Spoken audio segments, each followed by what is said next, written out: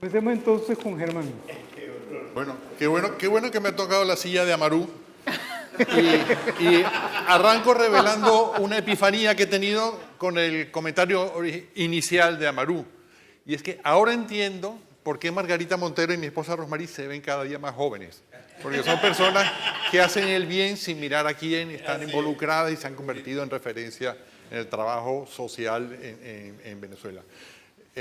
Me ha tocado hablar, bueno, nos ha tocado hablar del futuro de la responsabilidad social empresarial y en concreto de la responsabilidad social empresarial de las empresas venezolanas. O sea que voy a hablar de la responsabilidad social empresarial sin real. La historia de la humanidad se ha venido y seguirá siendo así, definiéndose por las decisiones que se toman en ciertas encrucijadas. Bueno, el ejemplo más notorio es el evento que estamos celebrando hoy, que efectivamente en una encrucijada, un grupo de gigantes, acompañado de don Eugenio y don Gustavo, que tenemos la suerte de tener a sus hijos homónimos hoy con nosotros, se dieron cuenta de que no podía existir una sociedad sana, una empresa sana en el seno de una sociedad sana, que no lo fuese, y por lo tanto había que hacer algo al respecto. La responsabilidad social de una empresa consiste en la toma de conciencia de que las acciones de una empresa tienen repercusiones. Y el actuar en función de eso implica la responsabilidad. En este caso, veníamos acostumbrados a la filantropía, que es fabulosa, imprescindible, necesaria, pero no basta con ello, y aparte, en el caso venezolano, se hacen más cuesta arriba. Las empresas que tienen un excedente de recursos y un corazoncito, bien sea por parte de su cabeza o por parte, bueno, de los líderes de opinión dentro de la organización, hay un clamor por hacer algo al respecto y asignan recursos a acciones que tienen mucho sentido en el seno de la sociedad. Pero la responsabilidad social va muchísimo más allá. Y en el caso de la empresa venezolana, que se encuentra con la caja abollada, como decimos en criollo, hay que ser mucho más creativos. Nos encontramos en una encrucijada de la humanidad y nos encontramos, hace poco hubo las perspectivas de IESA, en que el profesor Roberto Rigobón habló de la amenaza, o digamos, de los cambios de paradigma por efecto de la entrada de la inteligencia artificial, y que sin embargo el ser humano tenía 5 ámbitos de acción que iba a ser muy difícil que en el corto y mediano plazo las máquinas pudieran suplantarlo. Él desarrolló un acrónimo en inglés que es EPOCH, E-P-O-C-H, que en inglés es la E de ética, la P de personal contact, del contacto personal entre personas, la O de openness and empathy, o sea, la apertura y la empatía, el pensar en los demás, creatividad, creativity, y hope, esperanza.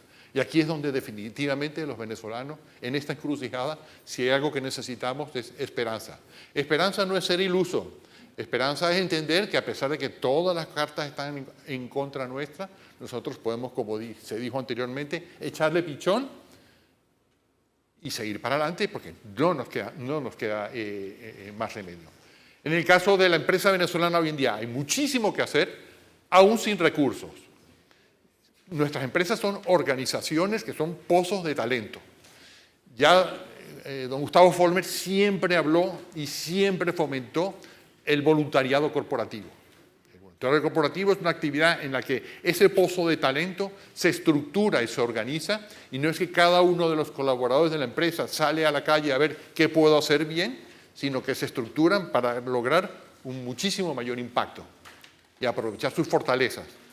La empresa venezolana tiene que hacer alianzas. Existe desde hace 23 años Alianza Social de Benanchán, por ejemplo, y ahí Margarita ha sido su motor durante tanto tiempo, en el que se encuentran muchas empresas interesadas en lo mismo y sobre todo se encuentran con organizaciones de desarrollo social, en el cual se comparten información, buenas prácticas, nadie se pone a inventar la rueda solo, y las empresas tratan de que las organizaciones de desarrollo social se parezcan a todo aquello de que deben parecerse de la empresa y viceversa. Las empresas tienen que parecerse a las organizaciones de desarrollo social en todo aquello que merece la pena que ellas tienen. De modo que las posibilidades de alianzas, de conexiones, de impacto, por la vía de ni siquiera haber desembolsado un bolívar, están a la mano de las empresas venezolanas. La empresa venezolana tiene que reconocer que en el caso de sus colaboradores, La inmensa mayoría de las horas que pasan despiertos las pasan haciendo vida en la organización. Y por lo tanto, no se trata de vivir para trabajar, sino que trabajan para vivir. Y a la hora de trabajar para vivir, no solamente para recibir una compensación monetaria, sino para sentir que en el seno de sus organizaciones la vida tiene sentido. Y lo que se hace en sus organizaciones es con un propósito. Y esa manera de identificar al colaborador con el propósito de la empresa es uno de los primeros pasos para que la empresa se convierta en socialmente responsable. Y empezando por sus colaboradores, además están las comunidades que están en una proximidad física, bien sea por su actividad, bien sea por su mercado, bien sea por la presencia de sus productos, pero hay muchas maneras en las que la empresa puede incidir, repito, sin un desembolso adicional, en sus públicos de interés. Por ejemplo, se puede aliar con organizaciones como la ABAA. La ABAA enriquece la experiencia universitaria de jóvenes venezolanos que vienen de familias de bajos recursos. Y sin embargo, ¿cómo las enriquece? Entre otras cosas porque ejecutivos de empresas que se alían con la ABAA mentorean a estos jóvenes. El promover dentro de nuestras organizaciones que nuestros ejecutivos sean mentores de jóvenes estudiantes, bien sea de la ABAA o otras organizaciones, no solamente están haciendo una buena labor, sino que sobre todo, créanme que quien más sale enriquecido de la labor de mentoreo es el mentor más que el mentoreado. El desarrollo del clima organizacional se multiplica. Por lo tanto, aparte de ser una buena acción, es un excelente negocio para las organizaciones.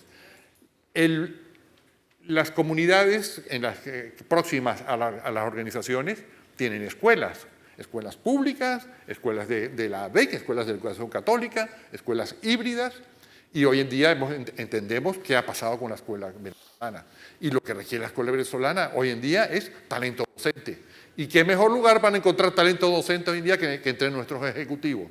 Entonces, encontrarse, y como que dijo recientemente, nos encontramos con nuestros ejecutivos, tienen hoy, por desgracia, más horas disponibles de las que tenían antes. ¿Qué mejor manera de emplearla que dando clase en las escuelas cercanas a nuestras oficinas, a nuestros centros de distribución, a nuestros centros de ventas, o sea, a los lugares donde la organización empresarial hace vida?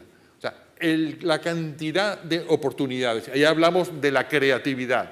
Y los venezolanos, si hay algo que tenemos, es que somos creativos. Porque si no brincamos, nos encarapamos. Y a pesar de las dificultades y las adversidades, repito, tenemos mucho campo donde buscar qué hacer que sea negocio para la organización, porque al fin y al cabo la responsabilidad social es negocio para la organización, y al mismo tiempo bueno para el ámbito en el cual la organización se desarrolla.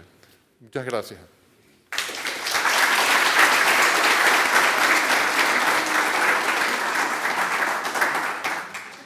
Vamos a escuchar ahora a Claudia Valladares, directora de Impact Network. Gracias, Ramón. Gracias, Germán.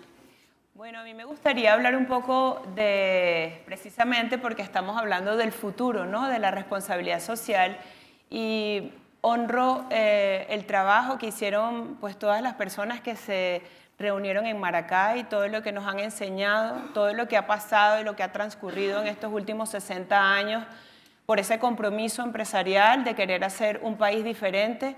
Y creo que, bueno, yo también soy parte de esa nueva generación que se benefició de todas las condiciones que ustedes, muchos de los que están acá, lograron hacer para que nosotros pudiéramos tener oportunidades. Y viendo hacia el futuro, y yo pensando, bueno, ¿qué pasará de aquí a 60 años más, cuando a lo mejor ya yo esté viejita y estén otros aquí reunidos discutiendo este tema? Y quisiera reflexionar sobre un poco la evolución que ha tenido la responsabilidad social corporativa o empresarial, como yo la concibo hoy día y como la vemos los que hoy día somos jóvenes empresarios, ¿no? En el Impact Hub Caracas, y que es parte de esta red de Impact Hub Global, promovemos el emprendimiento y la innovación con sostenibilidad, con triple impacto.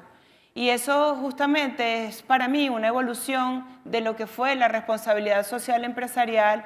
Es un paso más, ¿no? Es es saber que en el centro de nuestras empresas, de nuestros emprendimientos, tiene que estar el triple impacto. Y cuando hablamos de triple impacto, hablamos del impacto financiero, del impacto social y del impacto ambiental. No concebimos ningún producto o ningún servicio que podamos inventar para la sociedad o para ofrecer a nuestros clientes si no tiene esos tres componentes. No concebimos un producto que a lo mejor es bueno para la empresa, pero que en su fabricación destruye el planeta o no es íntegro con el desarrollo de la sociedad o explota a los trabajadores. Entonces, eso se dice muy fácil, ¿no? Pero qué difícil es lograr hacer empresas que tengan en su centro estratégicamente el triple impacto. Eso en un ámbito mucho más amplio también se puede entender con todas estas nuevas tendencias que se están dando y que se ven, como son, por ejemplo, los Objetivos de Desarrollo Sostenible, que son parte de un acuerdo global donde todos los países del mundo, no es solamente las Naciones Unidas, se pusieron de acuerdo en cuáles son los retos que tenemos como planeta y como sociedad de cara al año 2030. Estos objetivos que precedieron, antes lo precedieron los objetivos que se llamaron del milenio y ahora se llaman los Objetivos de Desarrollo Sostenible, son por los cuales estamos trabajando ahora muchas empresas privadas y también muchos gobiernos. Es un tema que nos abarca a todos. Y de allí pues surgen 17 objetivos muy claros que cada uno de ellos plantea diferentes retos que tiene la sociedad y que tiene el planeta que nos pueden servir como guía. Eso no es un traje a la fuerza, pero nos puede servir como una manera, a veces si no sabemos cómo debemos abordar ese impacto que queremos generar, bueno, ahí están definidos 17 objetivos muy particulares que van desde el fin de la pobreza, hambre cero, se pasean por la paz, se pasean por el clima, la acción por el clima, el mundo submarino y muchísimos otros, hasta bueno, las alianzas para que todo esto pueda ocurrir, que es el último objetivo, que es el 17. Entonces, a cada persona, por ejemplo, que entra a formar parte de nuestra comunidad en el Impact Hub Caracas, le preguntamos si está comprometido o comprometida con la generación de impacto. De qué forma piensa que a través de su emprendimiento, de esa nueva idea que se va a convertir en una empresa, o si ya existe esa nueva empresa o esa nueva organización social o fundación que está creando, está comprometido con alguno de esos objetivos. De la misma manera en que muchas otras empresas también abrazan lo que se conoce como los ESG, por sus siglas en inglés, de el ambiente, environment, la parte social y la parte G de gobernanza. ¿Cómo podemos alinear dentro de las empresas, estar comprometidos con abrazar la sostenibilidad de cara a nuestra responsabilidad ante la sociedad, ante el ambiente y con la integridad de una gobernanza que sea consona con esos principios? Entonces creo que son tendencias que el mundo de hoy abraza, que creo que todavía falta mucho desarrollarlas y siempre recuerdo pues cómo así como Elon Musk ahorita puede decir, bueno, que el mundo se va a dividir entre las empresas que abracen a la inteligencia artificial y las que no, yo me atrevo a decir que el mundo también se va a dividir entre las empresas que abracen la sostenibilidad entendida desde allí y las que no. Esto es un movimiento que no tiene mucho tiempo, empezó quizás, yo le diría alrededor de los años 2006, 2007, cuando el profesor Michael Porter, también que mencionaba antes Alejandro, empezó a hablar sobre el valor compartido y cómo las empresas deben generar valor compartido, que no es más que por cada dólar de valor económico o de valor financiero que se genera para una empresa, uno también se debería preguntar, un dólar también se debería generar de valor social y de valor ambiental. Y de la misma manera, en ese entonces surgió, por ejemplo, el movimiento de empresas B, o las B Corps en inglés, que hoy día abraza más de 7.000 empresas que se han certificado como empresas B, que quiere decir empresas que estamos comprometidas con la generación de impacto social y de impacto ambiental, igual con ser sostenibles financieramente. Y en el mundo ya hay 7.000 empresas certificadas, en Latinoamérica hay 1.000 y en Venezuela solo somos 5. Es un movimiento que apenas empieza en Venezuela, pero que yo también les invito a revisarlo, a abrazarlo, a verlo, a seguirlo, porque tiene una evaluación que permite a las empresas, aunque no se quieran certificar, revisarse cómo están trabajando en pro no solamente de los beneficios de la empresa, que por supuesto tienen que existir para que la empresa sea sostenible, sino en función de sus colaboradores, en función de sus clientes, en función de sus proveedores, en función de sus comunidades y en función del ambiente, porque nada se puede hacer si lo hacemos a expensas de destruir el ambiente. Ya está por ahí bastante trillada esa frase de que no hay planeta B, no hay otro planeta. Entonces más nos vale a nosotros también tener que cuidarlo. Y bueno, para terminar quería comentarles algunos ejemplos, porque a veces uno se queda hablando y la gente dirá, bueno, pero ¿quiénes son las empresas de triple impacto? ¿O eso cómo se entiende? ¿O qué ejemplos tenemos cercanos? En Venezuela, bueno, pueden revisar los que nos hemos certificado. El Impact Hub es una empresa B. Hacemos muchos programas sociales, programas ambientales, mientras también nos ocupamos de cómo ser sostenible financieramente, pero también existen muchas otras empresas. Está Leatherheart, una empresa que hace peluches, algo que suena así como infantil, pero mientras cada uno de esos peluches se configura, se ejecuta, hay una cantidad de mujeres costureras detrás de eso y hay un plato de comida o hay un árbol nuevo que se está sembrando detrás de cada una de esas compras de esos peluches. Pero como esas podríamos mencionar miles más en el mundo, empresas que se han registrado, que son muy grandes, como por ejemplo Ben & Jerry's, que les aseguro que muchos de ustedes han probado esos helados. Esa es una empresa B. O Nespresso, cuando usan sus capsulitas de café, esa también es una empresa B. O Natura, que es una gran empresa que adquirió Avon hace unos pocos años, también está registrada como una empresa B. Algunos ejemplos de empresas de triple impacto que a mí personalmente me inspiran mucho y que nacieron en el Impact Hub es, por ejemplo, una empresa que a lo mejor algunos de ustedes han escuchado aquí en Venezuela que se llama Cacay. Cacay Pure Oil o aceite de cacay. El cacay es una nuez que se lanzaba a los cerdos para alimentarlos. Nadie sabía ni para qué servía. Y este fundador de esta empresa, Alberto White, se regresó a Estados Unidos teniendo una carrera muy exitosa financiera porque quería regresarse a trabajar por su país porque se dio cuenta que en esa empresa donde trabajaba no estaba realizando su propósito en Estados Unidos. Se vino para acá y comenzó a investigar de esa nuez que solo se da en Venezuela y en Colombia.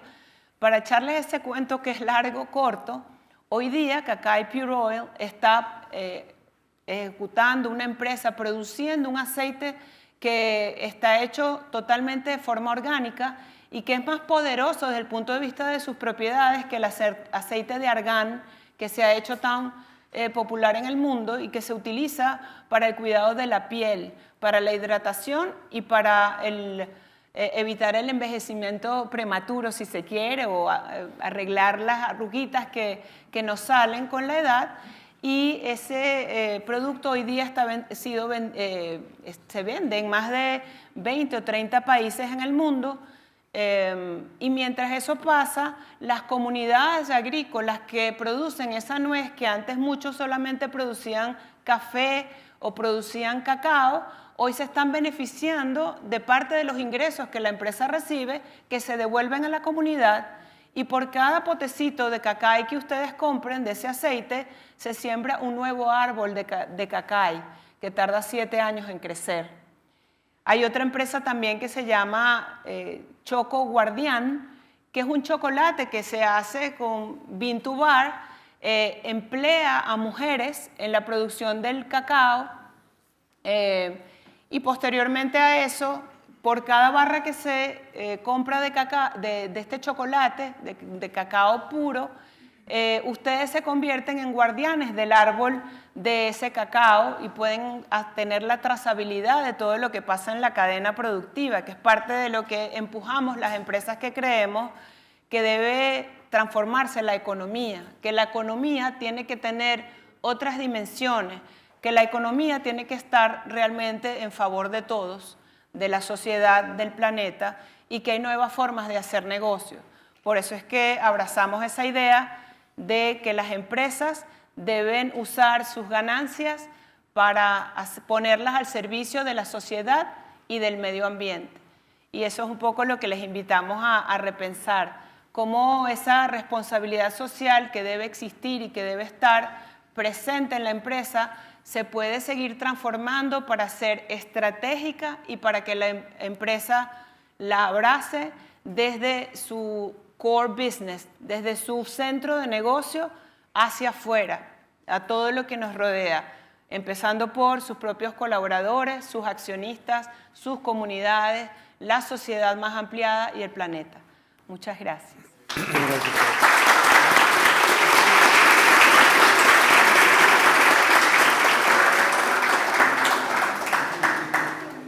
Gustavo García, el secretario académico Administrativo. de la Universidad Católica Andrés Bello, donde yo me gradué.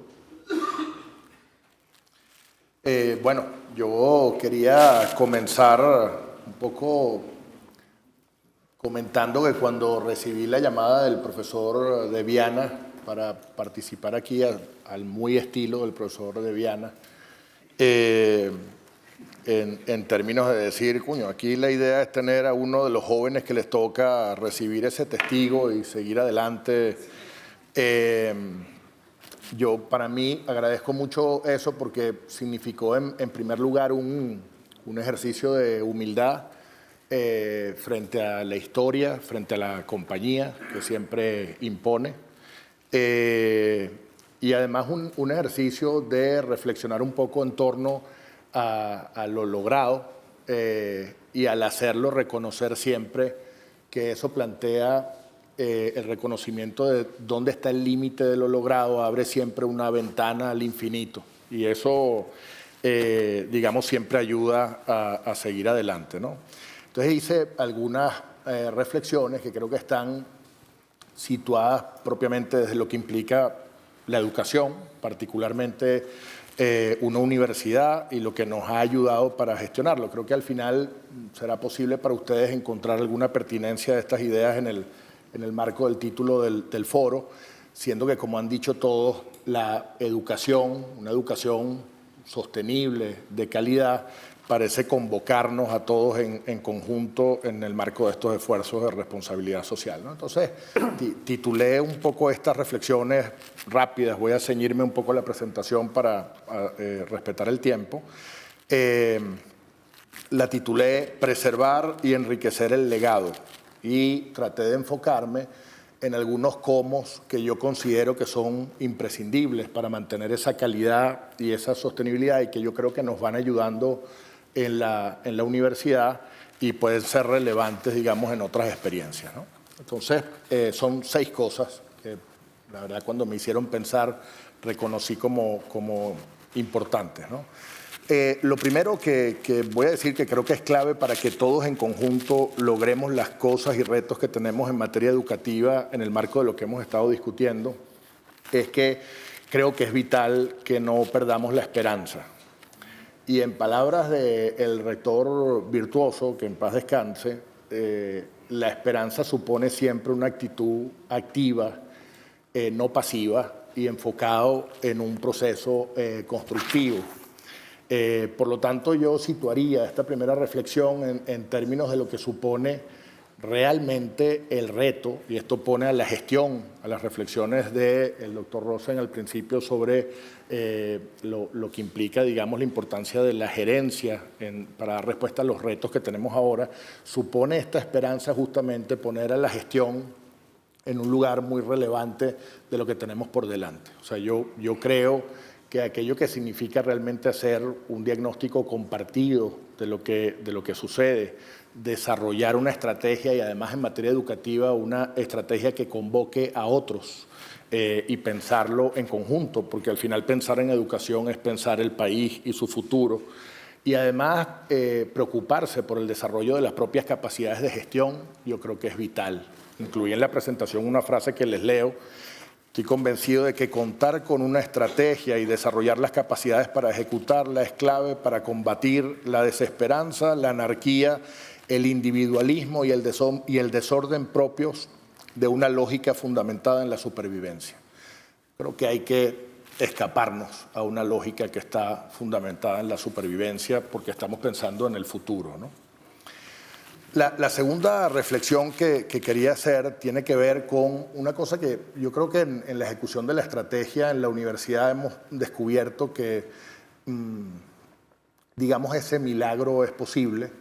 Me refiero, el milagro resulta al final de poder congeniar los retos del presente y del futuro en una agenda en la cual, aunque parezca mentira, uno descubre un conjunto de iniciativas que nos permiten responder al mismo tiempo a las dos cosas. Yo creo que hay dos errores en la gerencia en este momento que hay que tratar de escaparse a los dos. Uno vendría a ser la miopía, la pérdida de la capacidad de una mirada de largo plazo, pero también la presbicia en tiempos tan complejos como los actuales es muy mala. Me refiero a la incapacidad para ver lo que tienes inmediatamente delante, las emergencias, las urgencias, porque si no, no puedes seguir. Entonces, uno tiende a pensar que esas dos agendas son agendas inconexas.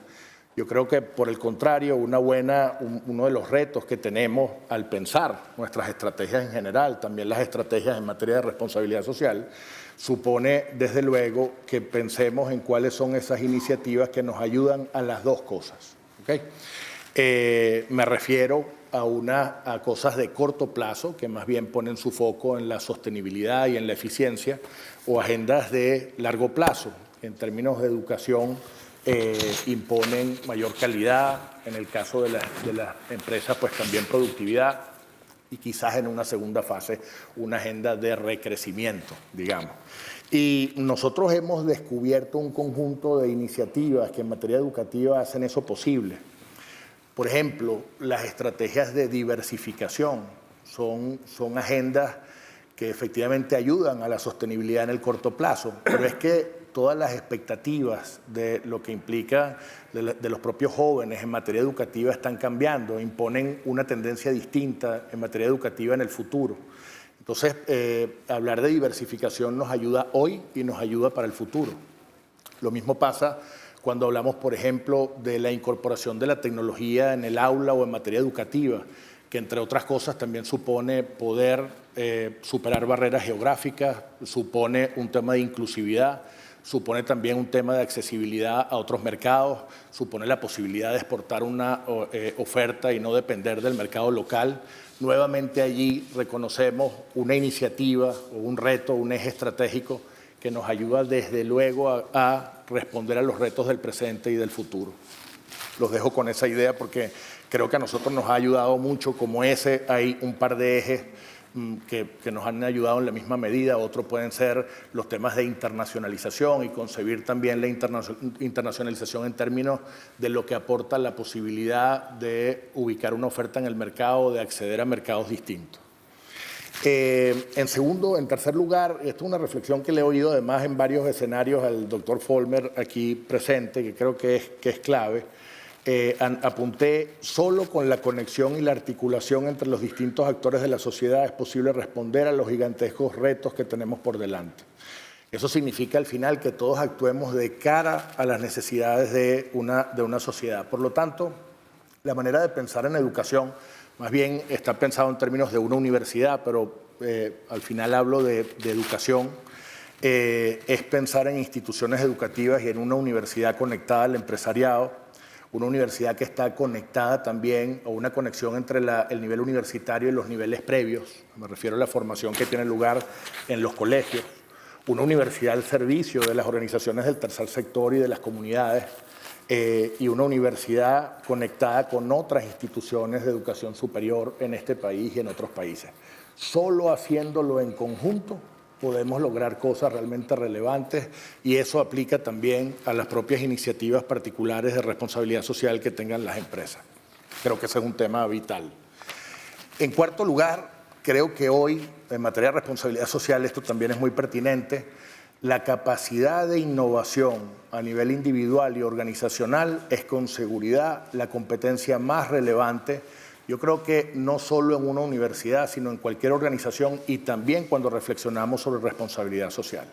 Yo creo que es imprescindible hoy en día incorporar ciclos de innovación que atiendan a métodos probados y de alto impacto, de eso Claudia sabe mucho, y que participen miembros de la comunidad interesada con otras partes, con otros actores relevantes, entre ellos, por ejemplo, el empresariado. Ojalá que podamos definir más espacios de innovación conjuntos para reflexionar sobre cosas tan importantes como el tema educativo.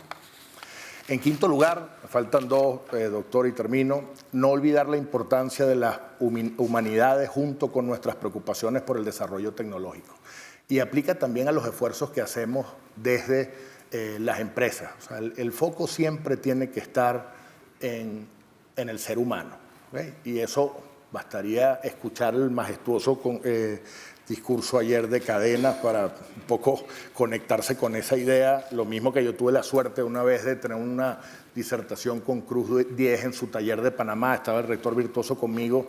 La verdad es que reconocer la importancia de las humanidades en cualquier proceso de desarrollo, en la gerencia, en la búsqueda del futuro, es un tema central. Y ahí emergen temas que creo que son muy relevantes y que al final abren un espacio también para organizar nuestros trabajos en esta materia que hoy nos convoca, los temas de formación ciudadana y en valores, los temas de formación para la democracia, los temas de formación para la sostenibilidad ambiental, los temas de formación para la cultura y las artes. Y al final, un tema que creo que es vital en un contexto como el actual, la formación con otros y para otros. Eso es muy relevante. Entonces creo que esto hay que ponerlo en valor en cada iniciativa que pensemos desde las organizaciones y en materia de responsabilidad social. Y por último, me quería referir a otra cosa que yo como creo que eventualmente los milagros sí existen, lo que pasa es que hay que trabajarlos, ¿no? Eso es una cosa diferente. En un país que tiene un déficit muy importante de docentes, yo anotaba como última cosa, y quizás es esto último, una invitación a trabajar en conjunto en esto. Con el doctor Follmer he tenido algún intercambio en esta materia. ¿Cómo se hace para convertir un país con un déficit de unos 250.000 educadores en un país de educadores? ¿Será esto posible? Yo creo que además de la esperanza, un plan compartido, ciclos de innovación compartidos, una agenda que logre congeniar los retos del presente y del futuro, etc. Yo me atrevería a decir que un reto como este nos convocaría mucho en conjunto. Y nosotros en la universidad estamos tratando de pensar en una fórmula. La verdad es que termino con una invitación a pensarlo en conjunto. Una fórmula que suponga trascender de unas mallas curriculares que tenemos, digamos, configuradas, diseñadas en materia de educación, que al final carecen bastante de transversalidad, que implican además una fuerte ausencia de estímulos reales para que podamos hacer crecer las vocaciones en esta materia. En la universidad no entran más de 15 educadores a formarse cada año, y lo mismo pasa en otras universidades. Y digamos, si queremos tratar de identificar dónde hay un reto importante, más allá de los que el propio Amaru también definía en materia de nutrición y algunos otros, yo creo que aquí hay uno muy relevante, ¿no? Hay además una poca o ausente conexión interinstitucional. Las mallas curriculares son absolutamente independientes. Hay problemas de alcance porque no puedes poner con la misma calidad una oferta en materia educativa en todo el país porque no tienes las instituciones para hacerlo. Quizás hay que valerse de la tecnología para lograrlo. Y además hay una ausencia total de financiamiento para estructurar planes de subsidio que sean eficientes y de impacto y que nos permitan decir entre todos, para poder educar a la gente necesitamos educadores. En palabras del padre Ugalde, necesitamos realmente un tsunami en materia de responsabilidad social para afrontar una cosa como esta.